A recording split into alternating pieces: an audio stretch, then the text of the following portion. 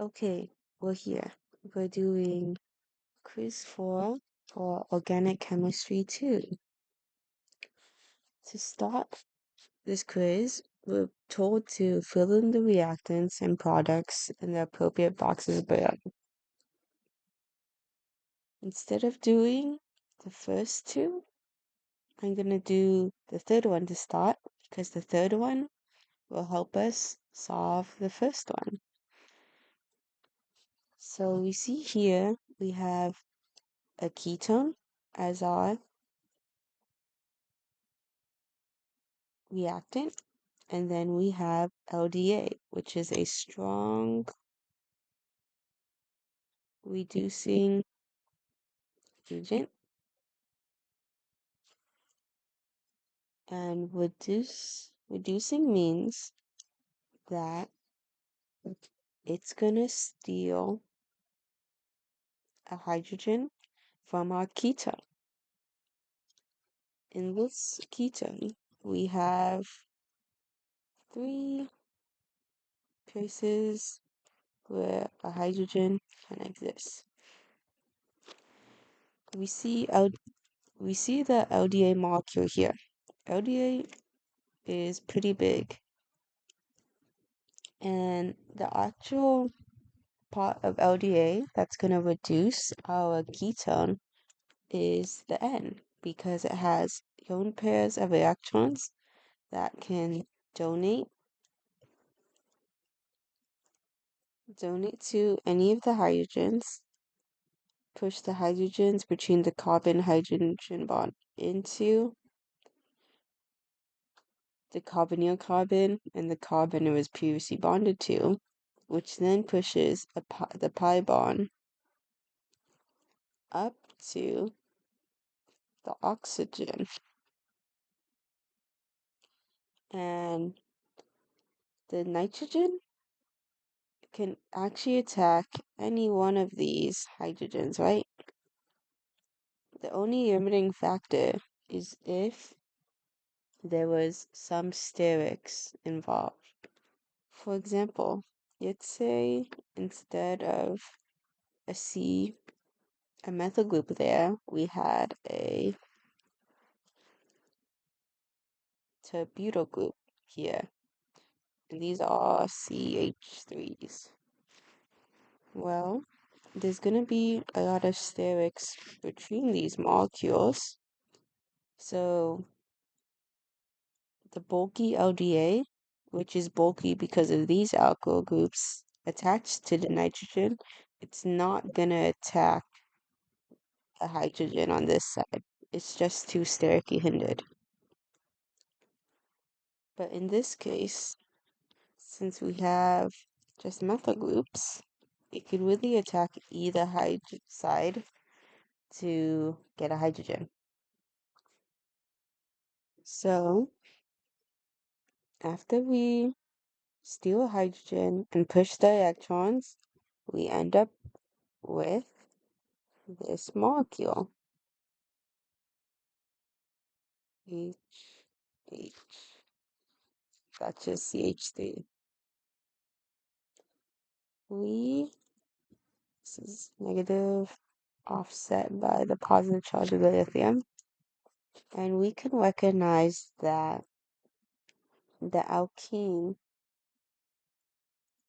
can act sort of nucleophilic and attack positively charged electrophiles, or even partially positively charged electrophiles. Because we can see here in our alkyl halide that we have bromine attached to a carbon. So we know that bromine has 3 pairs of three lone pairs, and bromine is more electronegative than carbon. So it's going to hold the electrons closer to the bromine and make this slightly positive recharge, this particular carbon here. So this then allows the nucleophilic sort of nucleophilic alkene to attack this carbon and push the electrons between the carbon and bromine bond all into the bromine. When when the alkene attacks that carbon, this carbon in the in the enolate wants to maintain a neutral charge, and this occurs by pushing electrons back down till we form the ketone. So what we get is this molecule.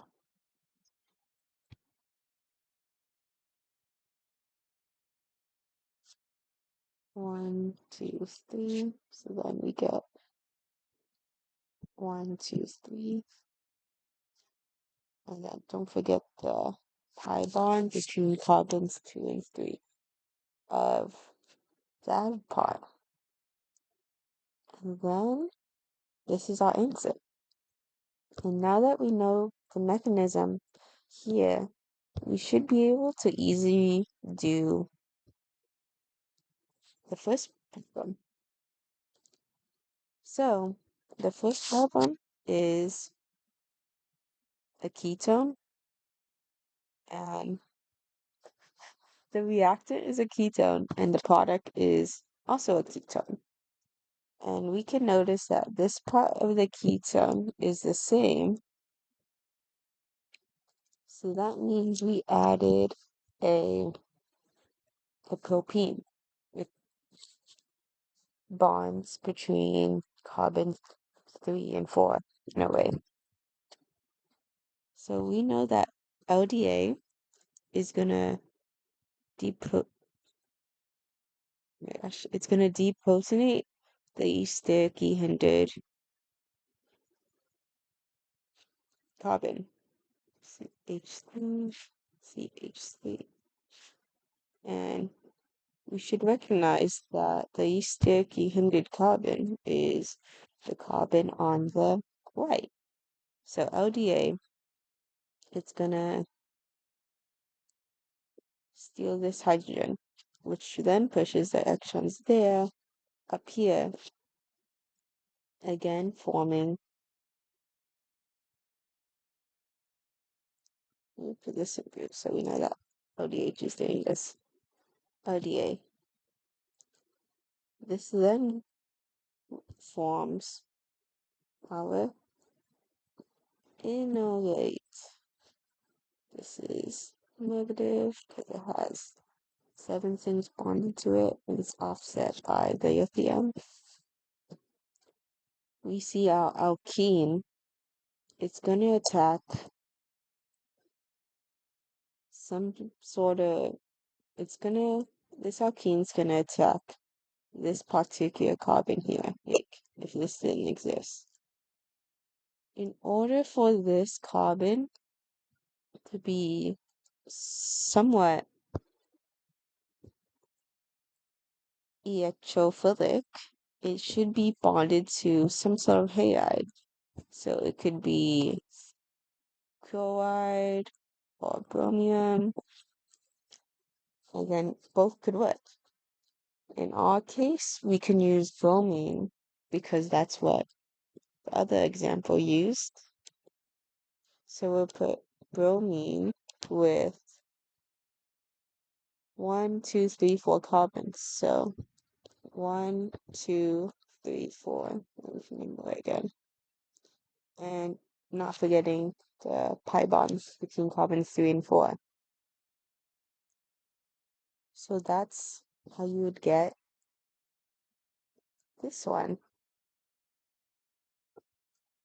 Next, we're going to go into a new mechanism, but these are kind of the same. They're just incorporating deuterium. The first thing is we can go over the mechanism. So we have a ketone, a sort of dicarbonyl situation. We know these have ion pairs. Next, we can recognize that our D3O, oops, is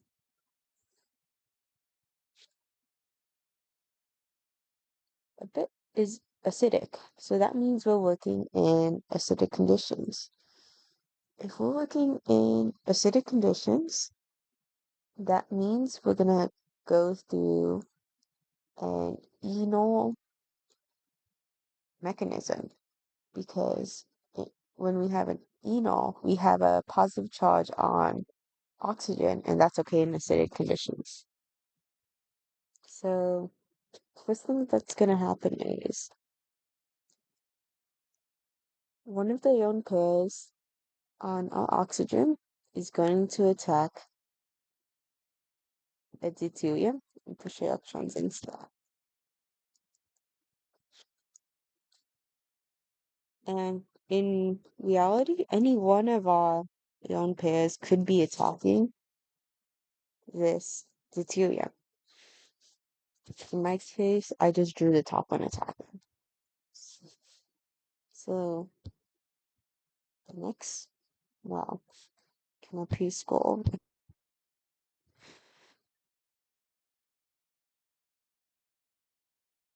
Okay, then we're gonna draw how that works after it attacked the D3O. D12. So this oxygen has 1, 2, 3, 4, 5 things bonded to it. So this has a positive charge. The next thing that's gonna happen is the D2O that we just made, or even a DTO in the solvent, is going to do a counterattack. It's going to, might be better to go out this way. It's going to steal a hydrogen. The bonds from the hydrogen are going to go in, which then forces one of the pi bond to go up as well. And the reason that I'll talk about it later, I'll make more sense later. So then we'll go to our next step, which is just this rendition of the molecule.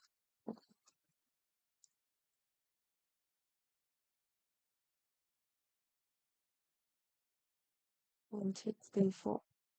So this has 6 things. It's neutral charge. And then we have DO3 now in solution. Has a positive charge. And it has one hydrogen. What's gonna happen next is our alkene is gonna deprotonate the deuterium, which then causes one of the ion pairs on oxygen to move down to ensure that this carbon has 4 things bonded to it. So then this results in this molecule H, but now a D here.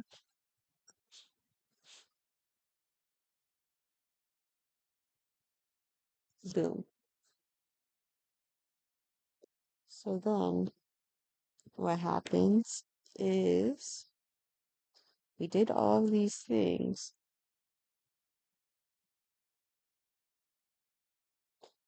Another the molecule we just deprotonated, for instance,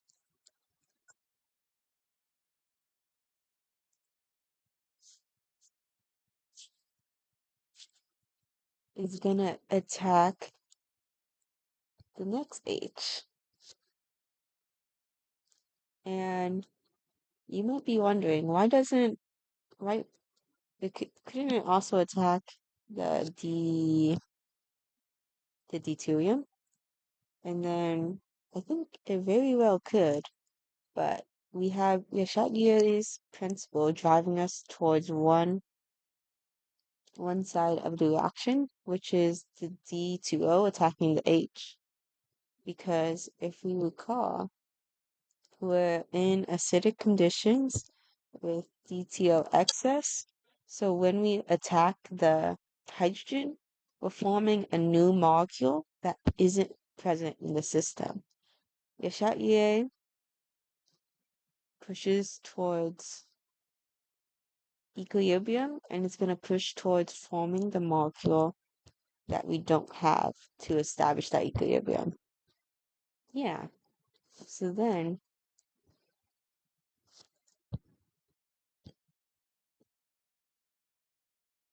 this step here is basically what's happening in our first step. And this just keeps going.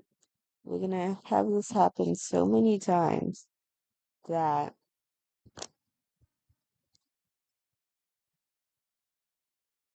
all of our alpha hydrogens, are gonna be deuterium.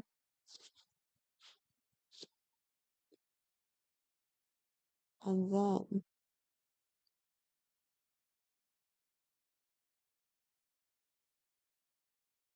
once we're at like this point, right, we're like, oh,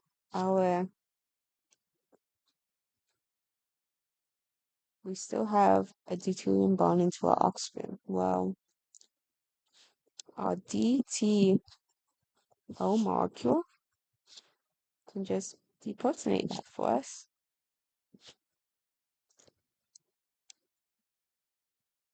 Do a new color.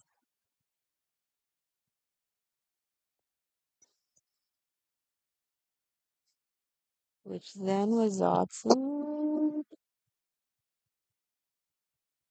D, D, D. This.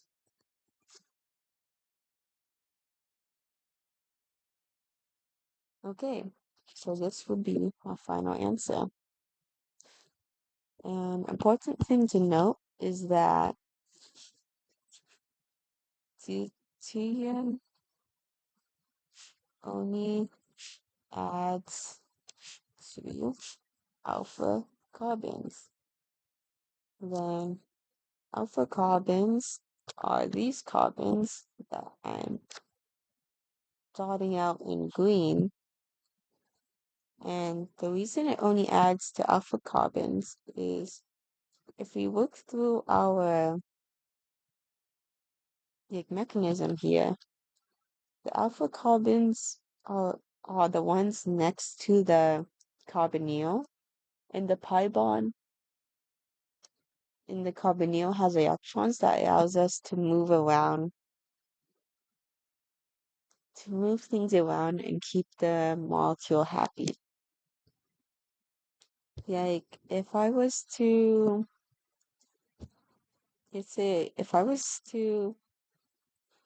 deprotonate an H here, there wouldn't be any like pi bond. Oh yeah, here. Let me do a new color. Let's say there's an H here. I steal that H. This bond can go here or here, right? But if this bond goes here, that means this carbon is going to have 1, 2, 3, 4, 5 things bonded to it. And it's the same thing if I push the electrons there. When I'm an alpha carbon, I'm next to a pi bond, which can be moved around. So my molecule can stay happy and have the right amount of things bonded to it. Or if it has a charge on it, it's a molecule it's an atom like oxygen, which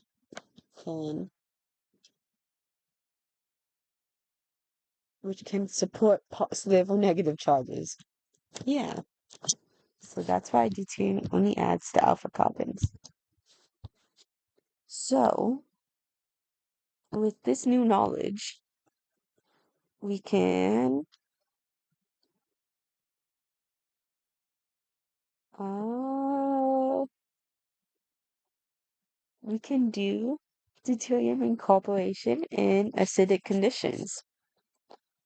In this one, you might be thinking, can't we also do deuterium incorporation?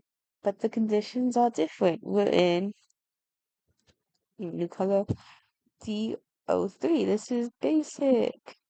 That means we're gonna have a enolate, not an enol. Okay, how is this gonna work? We know that deuterium can only add to alpha carbons in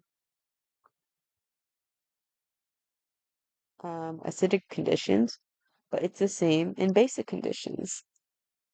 D only add to alpha carbons, and it's for the same reason. We have a pi bond and an oxygen that can move electrons around. The pi bond has electrons that we can move around, and the oxygen is able to support a positive or negative charge. And I need to say this, I forgot to say, in acidic conditions, oxygen can only have a positive charge, but in basic conditions, oxygen can have a negative charge. And the reason for that is actually because when we have something basic, it's normally like bonded kind of like a salt. It has Na, then typically OH, or in this case, DOH. So when this becomes like negatively charged, Na can come over and neutralize it, so it's not too bad. Next, we'll just go ahead and do our mechanism. So first, we're gonna form the enolate. So how can we do this? First, we're gonna determine the hydrogens on our alpha carbon. H, H, H, H. So this negative. Okay, our base is gonna steal hydrogen. You can steal any one of these hydrogens. And what happens is, I don't have space. Let me move this over.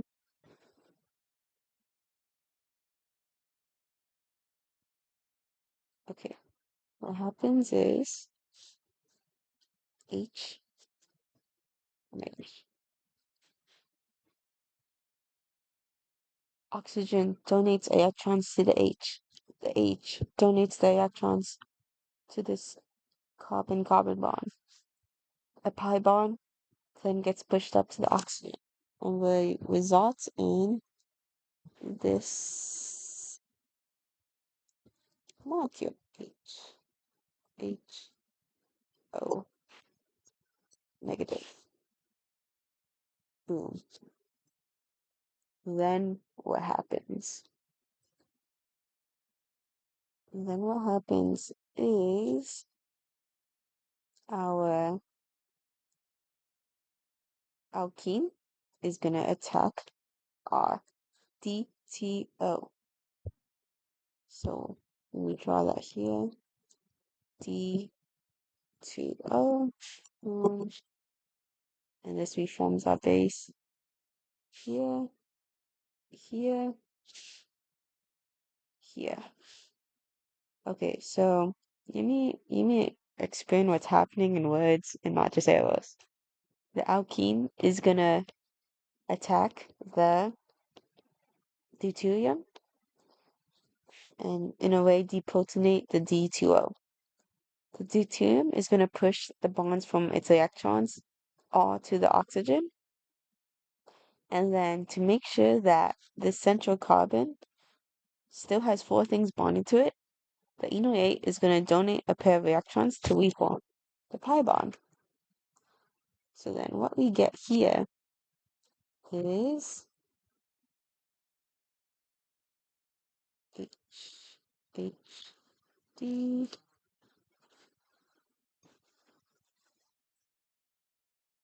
is this.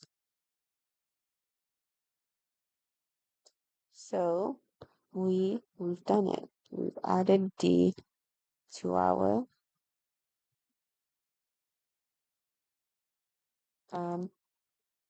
ketone. But we know that in excess, that this mechanism is gonna keep happening until all of our alpha hydrogens are deuteriums. So this is what we get for our answer. Here. Boom.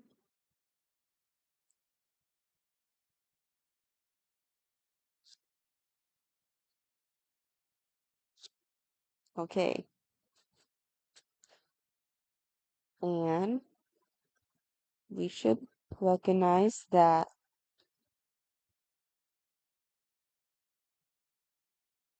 our next step is something we've learned before. It's an enolate alkylation, which we've done 2 times before. So let's make this one fast. So well, we know that LDA is a strong reducing agent. So then it's gonna take a hydrogen from the east steric side, which is gonna be the right side. Because we know that these exist as CH3s. This is too steric to take that particular deuterium. But any one of these is like up for grabs. So we form our enolate white. That's his footing. And then we come over here. The alkene of the enolate attacks the positive charged molecule. And we know that has a set positive charge because the iodine is more electronegative than carbon. So this one's kind of like an electrophile, right? And then when that happens, this comes down to reform the ketone. And what we get is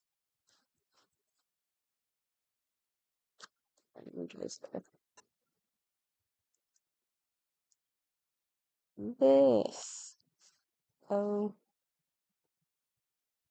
this side is unaffected. But this side has our two D's, and then we count this. 1, 2. 1, 2. 1, 2. Yeah. And that is our answer. Okay. For the next question, we can go fast with it. But, we can go fast with it because we just did this mechanism. This is a ketone in basic conditions in excess D2O, so we know that's going to be D addition to alpha carbons. So we recognize our alpha carbons. It's the ones right next to the alkene. H, H, H. This one, whoa, this is unique. It's a pure enantiomer. So this methyl group is going towards us. So this means that the hydrogen is going behind us. This then means that the hydrogen is not going to add in a straightforward fashion. It's going to add either on the front side or on the back side of this molecule. Before, it didn't really matter because it was all deuteriums, right? And there was only one trace for that. It was like, even if it added to the front or the back, you have deuterium in the front and the back, so it didn't really matter. For this, it matters because we have an enantiomer with the methyl group in front of us or towards us. So let's just draw that, and let me tell you what I mean.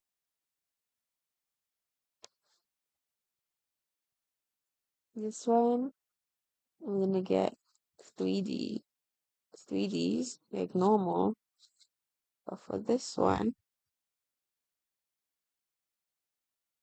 oops, we have our methyl group in front, CH3 unaffected, and then the H in the back becomes a D. But at the same time, we also have this product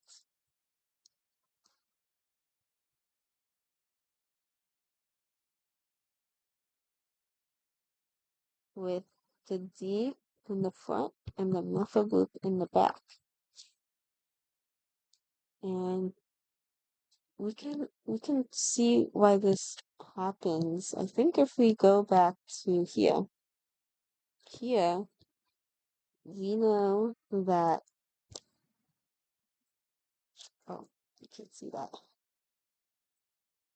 We do a new color.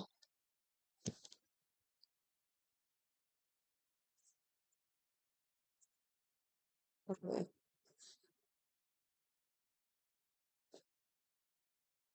So what we have here is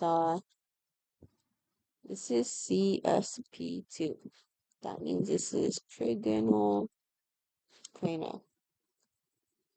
So the way that the carbons are bonded are like this, right? It's just a plane. But once you add, geez, what's happening? Once you add the deuterium back, it becomes CSP3, which is tetrahedral, right? So this carbon now looks like this.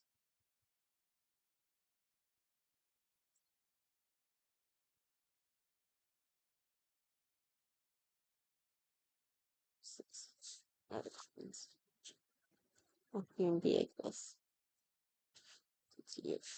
Like eight, six.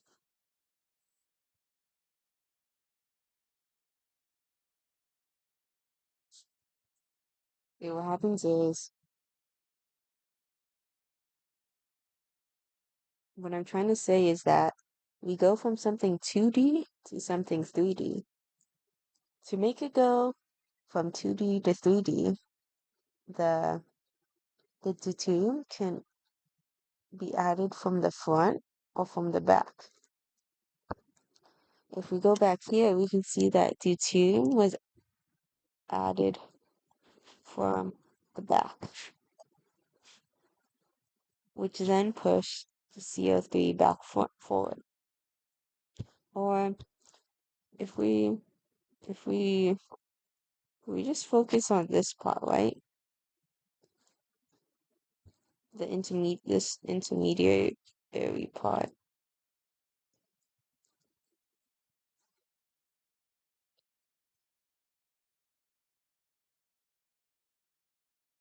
So if we just focus on this intermediate part, they're all in the plane. If deuterium adds from the back, it's going to push the methyl group towards us. But if deuterium D adds from the front, then it's going to push the methyl group towards the back. So that's why we have two answers, because the deuterium, the molecule is going, that particular atom of the molecule is going from 2D to 3D.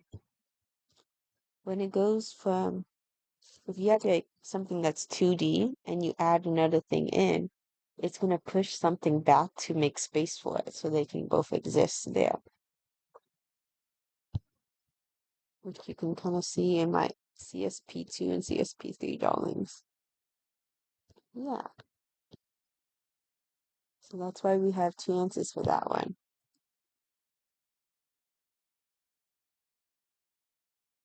Okay, let's go next. So we have a molecular sieve.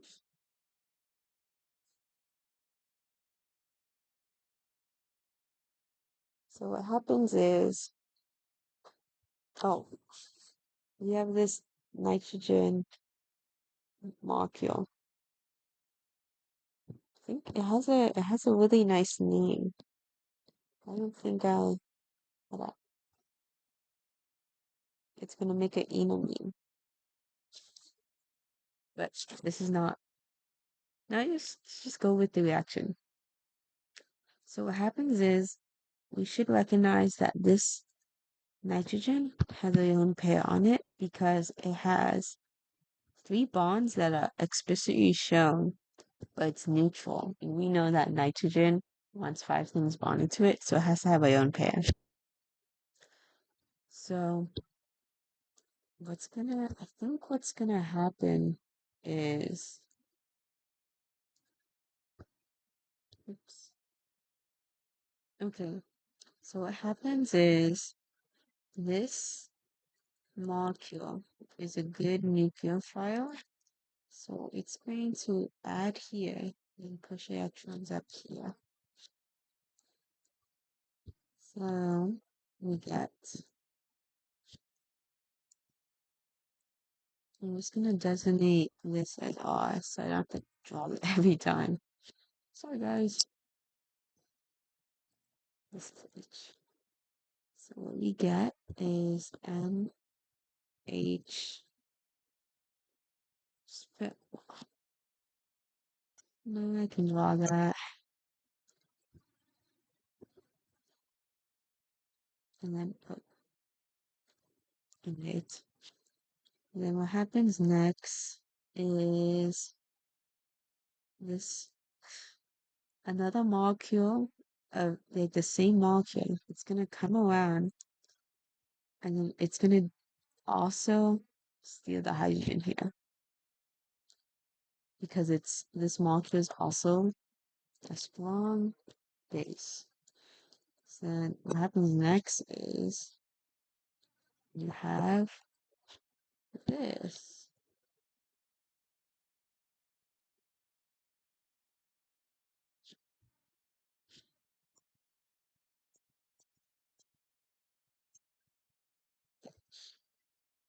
Then the next question is, how are you gonna get this oxygen out?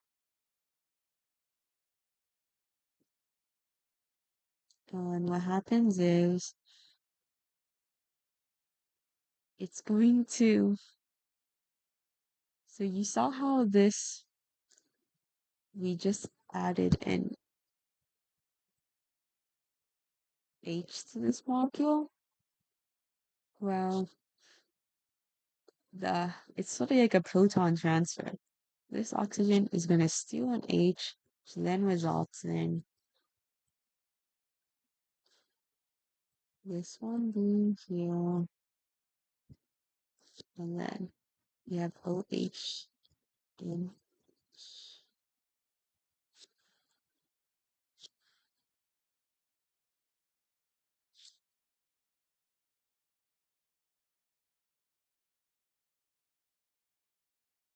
Then,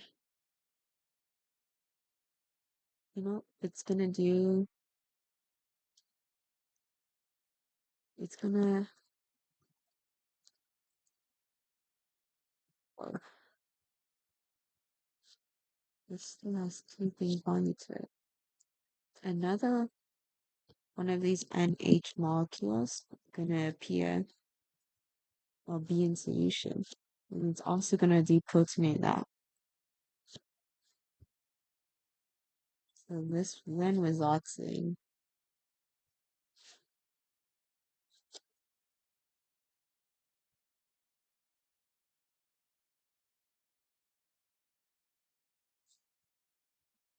H, H, R, this. And we should be able to recognize that water is a deuterium group. So this lone pair on nitrogen can be pushed down to the nitrogen carbon bond, and the bond between the carbon and oxygen can be pushed onto the oxygen, which then allows us to create our answer, which is H.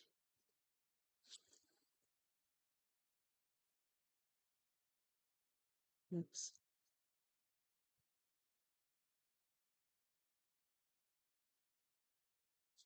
Which is that. I believe.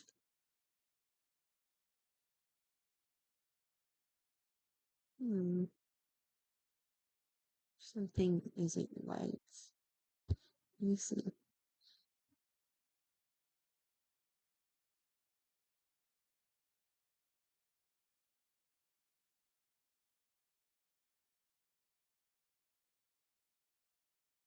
Um, Let me see.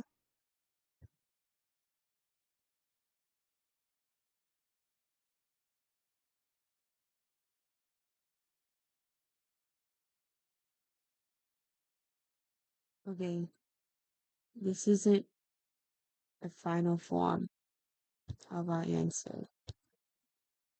The final form of our answer includes recognizing that there are H's here and we a base coming in, which could just be like another one of our first molecule and deprotonating that,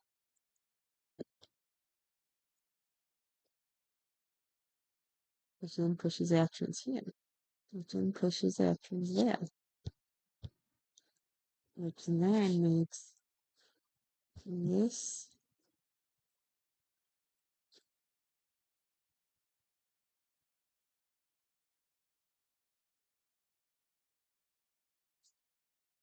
I should believe the real final answer.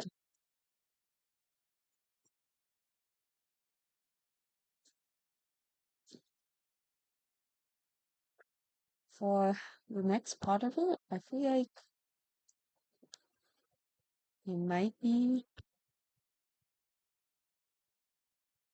it's sort of something we've seen before. What happens is the alkene is going to attack the electrophilic carbon. This is going to push electrons there. then results in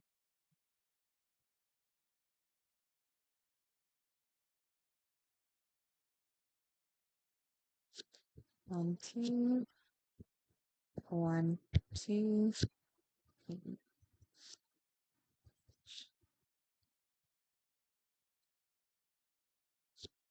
Then we get this, right?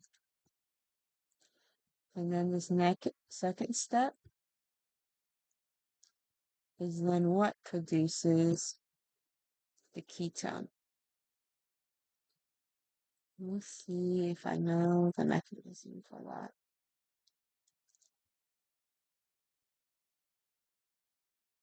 It would be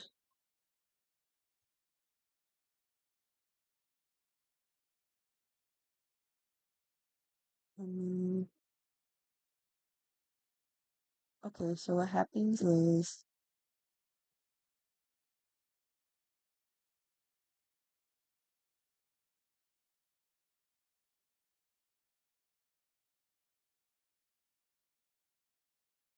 no electrons here.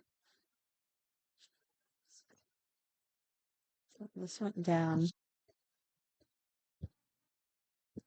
from that, but then that then made this positive. And we want a neutral molecule. So what happens is the H2O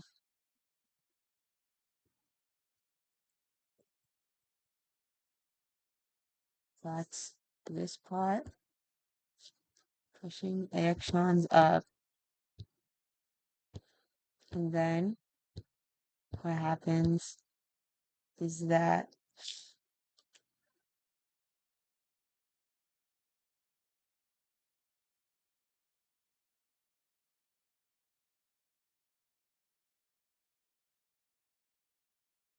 a whole mechanism occurs when, yeah, I just draw it.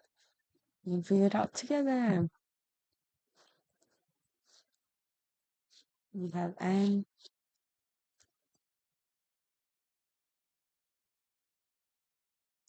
Oh, wait, I'm seeing what's happening. N, O, H, H. What happens is what we did over here with all the proton exchange, it's just the same thing, but in reverse. So what you can imagine is there's we have our starting material, the N, H, steals an electron.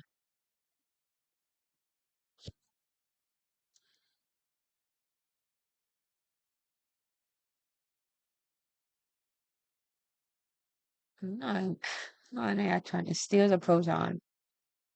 And this molecule then steals its hydrogen.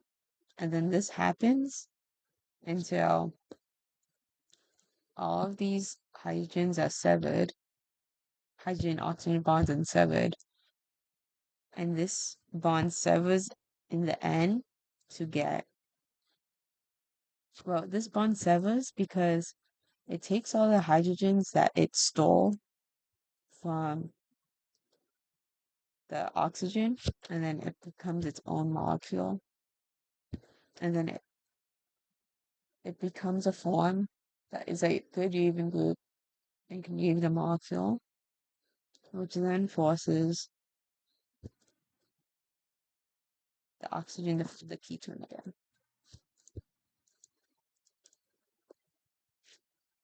So this is what we get.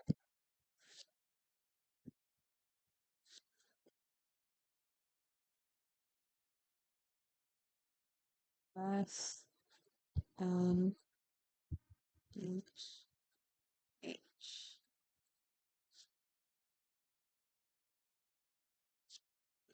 positively charged, but it'll be offset by the iodine that we formed before in this step.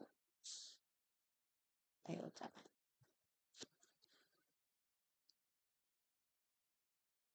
I think that's it.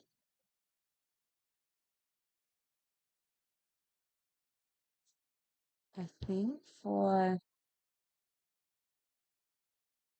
the next two questions, I'm going to save for a, hold on.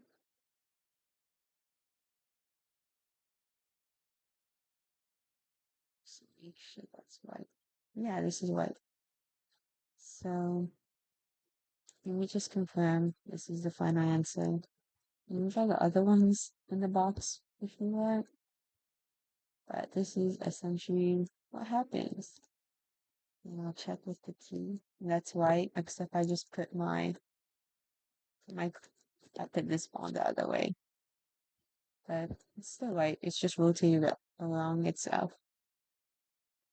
So yeah, I think I'm gonna save the last two questions for another video because I'm running out of space and time. But I hope this was helpful. Maybe this is everything all together. And I wrote down what class each sort of reaction is in.